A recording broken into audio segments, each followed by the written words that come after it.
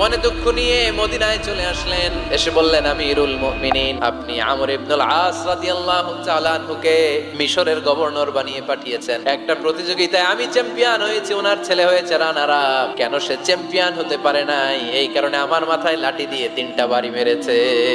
ওমর ফারুক বললেন, তাই আগামী বছরের অমুক তারিখ আমি সব গভর্নরদেরকে ডেকে হিসাব নিতে, ওই দিন তুই থাকবি। ওই দিন 7 রাজ্য থেকে 7 গভর্নর হাজির, গভর্নরদের ছেলেরাও হাজির। মিজে একটা লাঠি এনে মিশরের হাতে দিয়ে বলল, এবার তোর মাথায় যতটা মারছে তুই ততটা গুনে গুনে মার, আমি দেখবো। সে বলতেছে, থাক, আপনি বলছেন এতেই যথেষ্ট, মারা লাগবে না, আমি মাফ করে দিলাম। ওমর ফারুক বলল, খবরদার, মার মার ওর মাথার মধ্যে। মিশরি ওমর ফারুকের ধমক শুনে ভয়ে ভয়ে 3টা বাড়ি মারলো।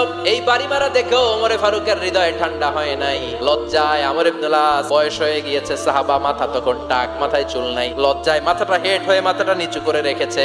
এবার রাগের চোটে ওমর ফারুক বললেন, এবার আমর ইবনুল আসের টাক মাথার মধ্যে